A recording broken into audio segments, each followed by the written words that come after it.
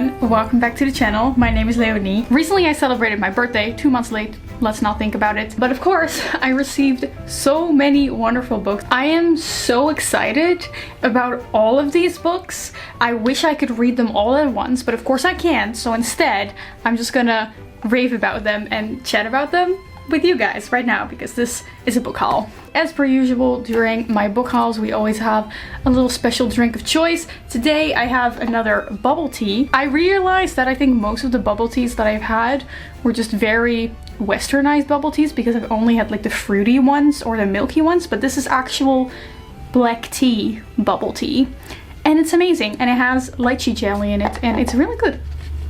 But before we go through the stack of books, I actually want to mention that yesterday I also did go book shopping by myself again, and I thought I would show you some clips of that. And in the meantime, I can talk about today's sponsor, which is Loop earplugs, the earplugs that I was wearing on my little book shopping spree. Loop make noise reducing earplugs, and they have different earplugs with different designs for different situations. My personal favorites, the ones that I was wearing while I was book shopping, are their Experience Pro ones. They reduce noise in a way that still allows you to hear the important things like traffic or people talking. I'm pretty sensitive to noise, so when I am in a busy environment, like going into the city to get some bubble tea or going book shopping or going to sit in a busy cafe, these have been lifesavers because they just really take the edge of everything. I also 100% plan on taking these with me whenever I go to a concert, because they're also made for that, and I used to always use those like disposable ones, but Loop earplugs are completely reusable and washable. The other earplug option are the quiet ones, which reduce noise even more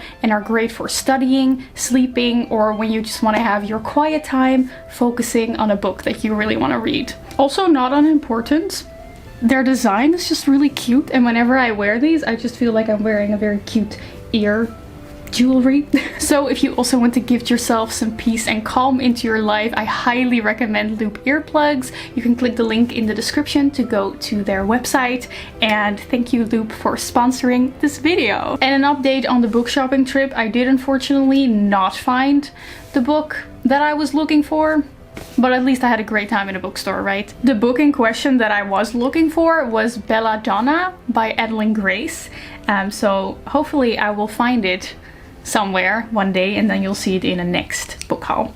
My last book haul was 3 months ago, and since then I've only bought 3 books myself, so I've been pretty good at reading the books that I have on my shelf. The first one that I got myself is Book Lovers by Emily Henry. In my last book haul I showed you that I got You and Me on Vacation and Beach Read, and I was like, if I like these books, I will also buy her 3rd book. This one was by far my favorite one of the Emily Henry books. It does that thing that I love, which is having like a workaholic main character that is very cutthroat, very cool. She has her life together. I just really like those kind of main characters as opposed to the more kind of meek, quiet main characters. And she moves to a small town with her sister, and there she runs into the editor at the publisher that she works at, because she's a book agent, and they have kind of a workplace rivalry going on, but then they start working on the same book. Oh my god, the banter between them is amazing. I'm starting to give a book review. This is supposed to be a book haul.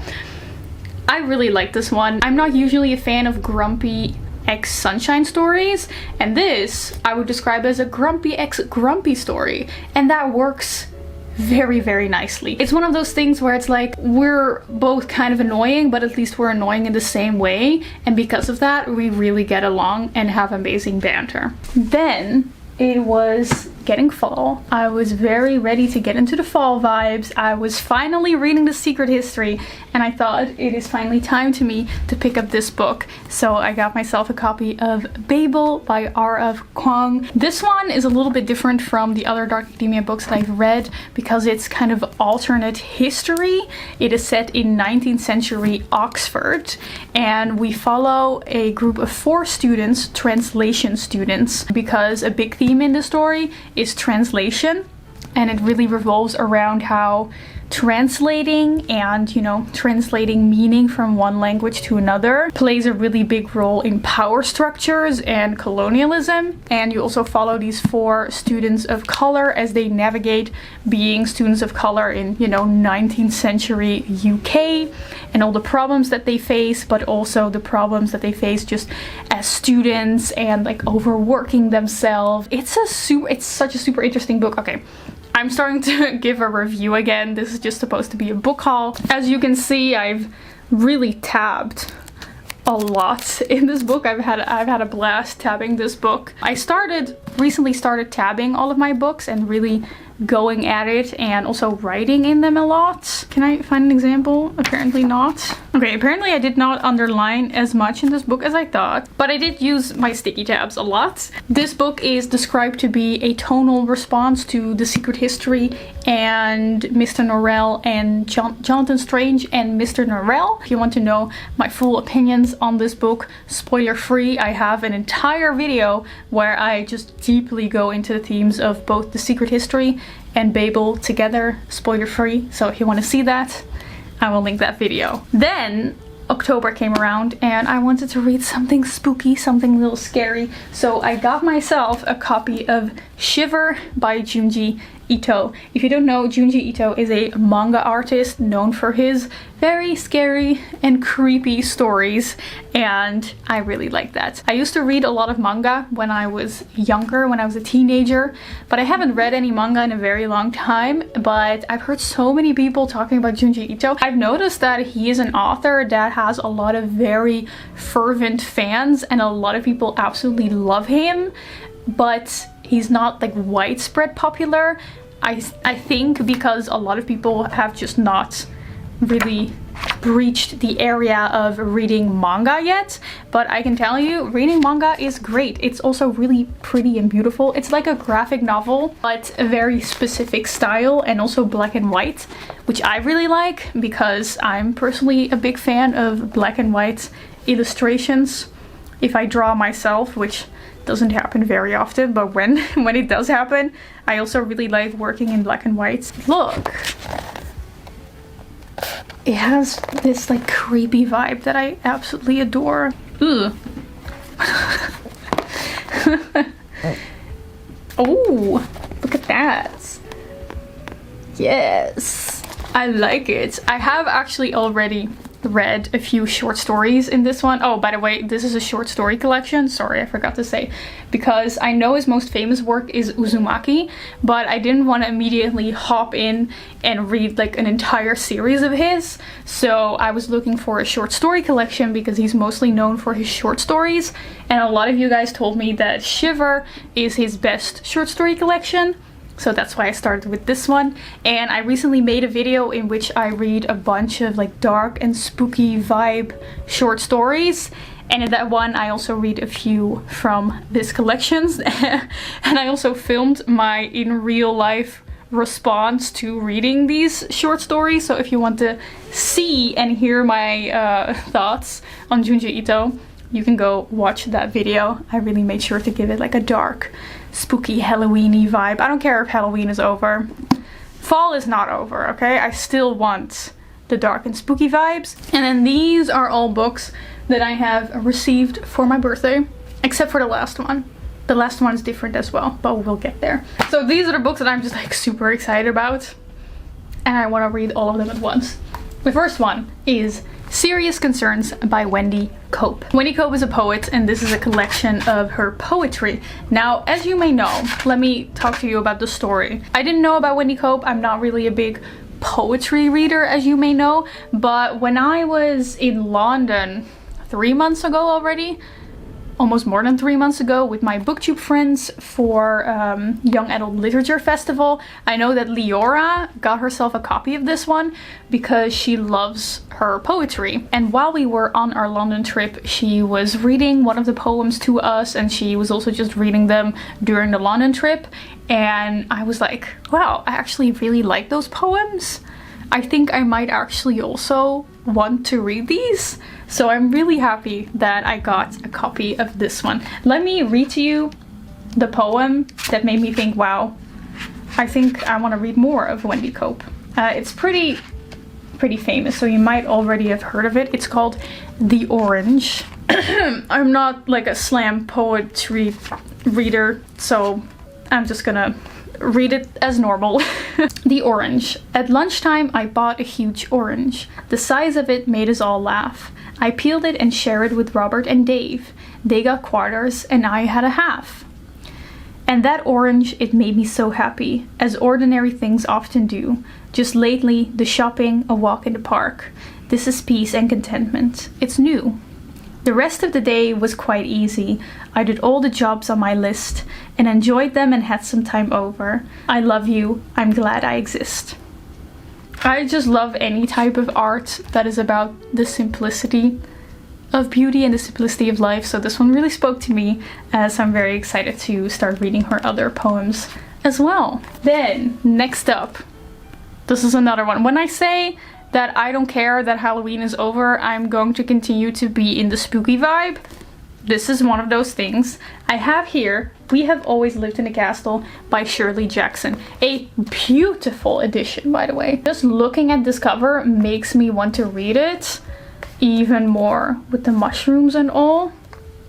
I actually have a funny story with this book, because when my friends bought this for me, they at first thought that they had gotten a wrong printed copy because of the deckled edges. I don't know if you can see it, but it has deckled edges. But they had never seen that in a book, so they thought it was a printing issue.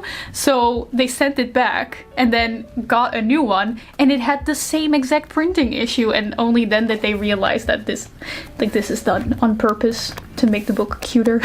I do know that there are people who really do not like deckled edges because it just looks like the book has been printed wrong.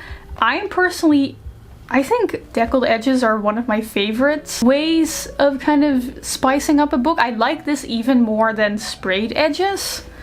I'm just really big fan of that kind of vintagey look. Let me know, what are your thoughts on deckled edges? All I know about this classic is that it is about a family that lives in a castle, and there are kind of weird things going on there. I know that it has been described as dark cottagecore, and judging on the imagery on the cover, I'm going to assume that there's gonna be like a theme of mushrooms and fungi and like overgrowing nature and cats, which I love that kind of stuff. And it's also really short. I didn't even realize it's only 130 pages, so I think this is gonna be the book for me. I think it's gonna be the book for me. I've really been enjoying reading classics lately, so this is right up my alley right now. Then, next up, I have received a Dutch book. I don't know if it's been translated. Wait, I can look that up. Yes, this has been translated. It is called Het tegenovergestelde van een mens by Lieke Marsman, or in English, it is called The Opposite of a Person. Lieke Marsman is one of the most critically acclaimed poets of the Netherlands, and she has come out with a novel, a kind of philosophical concept novel that really deals with ideas about climate change and how we as humans look at the nature around us and the loneliness of human beings. Also, I really like the cover. I like this kind of collage style. But I'm very interested in this. I've heard more people talking about this at my volunteering work, because I do volunteering work for a climate organization in the Netherlands, and people have talked about this book quite often, so I'm pretty excited about this, and I hope it will make me think and consider all kinds of new ideas. And speaking of classics, I got a copy of The Divine Comedy by Dante Alighieri. By Dante.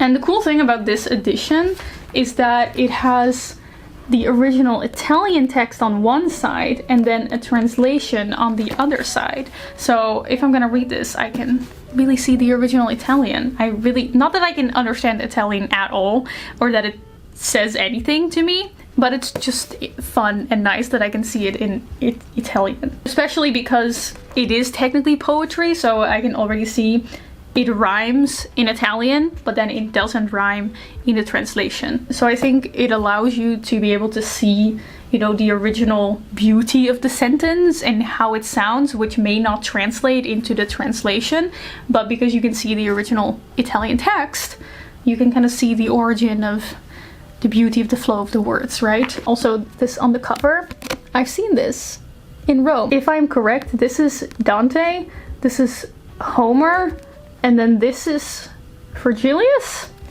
Correct me if I'm wrong, but I did see this painting in the Vatican City when I was in Rome recently. Then I have here a very cute little edition of A Room of One's Own by Virginia Woolf. I really like these Penguin, I think they're called the Penguin Great Ideas?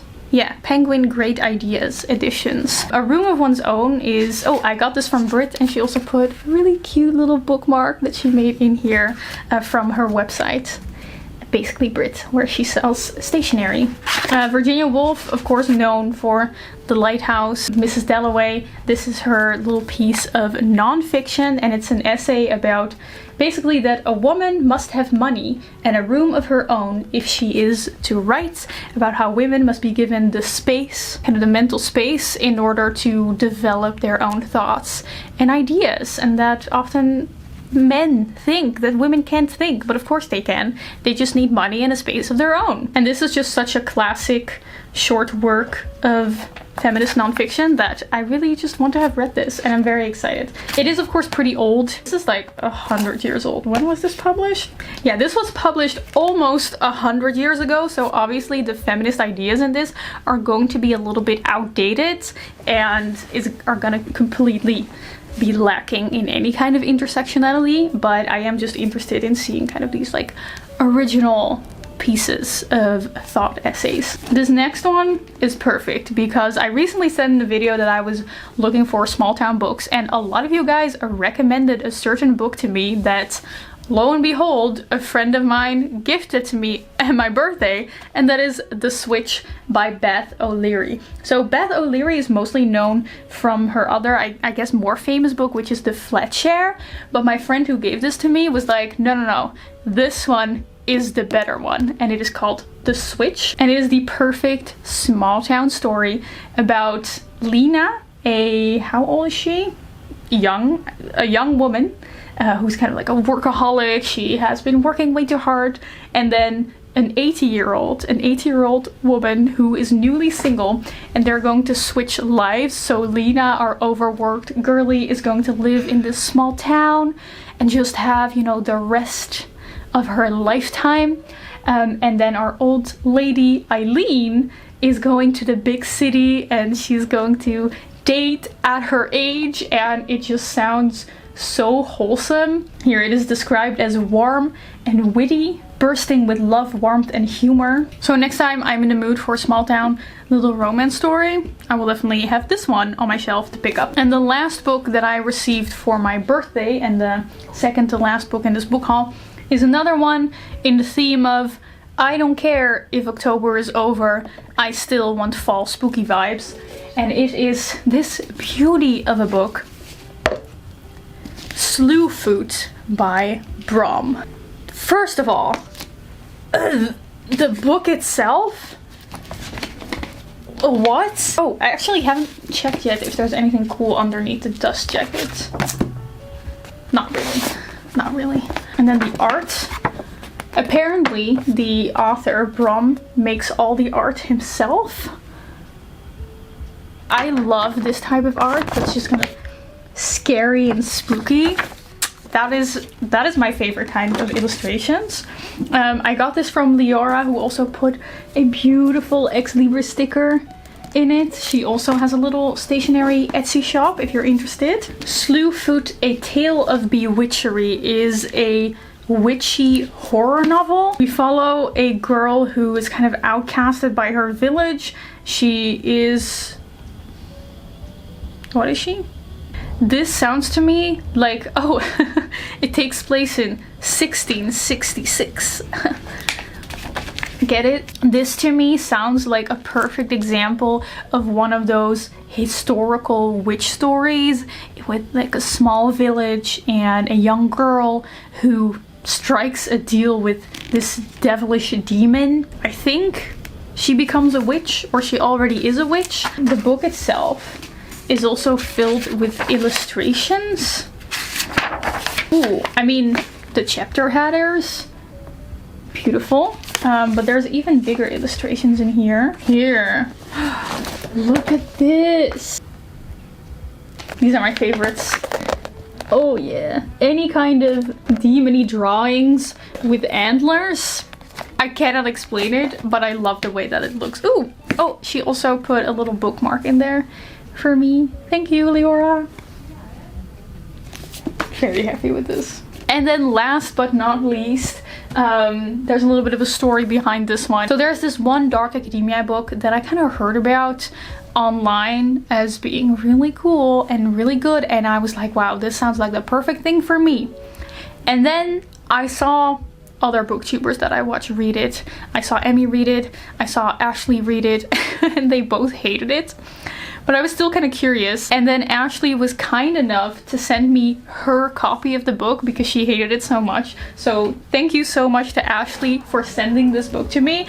I'm very excited to read it and find out if I will hate it or love it. And the book that I'm talking about is Gothikana by Runix. This is a self-published Dark Academia dark romance about a young girl, Corvina, who goes to this university that is like this dark castle on the hill. And throughout the story there is this dark romance blooming between her and one of her teachers, which, you know, is a setup for a horrific but potentially guilty pleasure story. Apparently one of the reasons so many people hated it is because it's riddled with spelling mistakes and just English mistakes.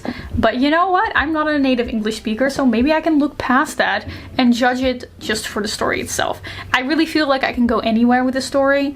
Either it's gonna be a guilty pleasure because I do like the idea of what this book's gonna do, or I'm gonna hate it. And then that will make a funny video for you guys.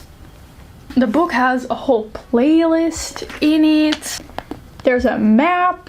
You know, a lot of thought went into the way this book looks. You know, there's a lot of just atmosphere with pictures. So as a lover of Dark Academia misty coastal vibes, this could really be my thing, but who knows. So again, thank you so much, Ashley, for sending me your copy. I hope I will have a little bit more fun with it than you did.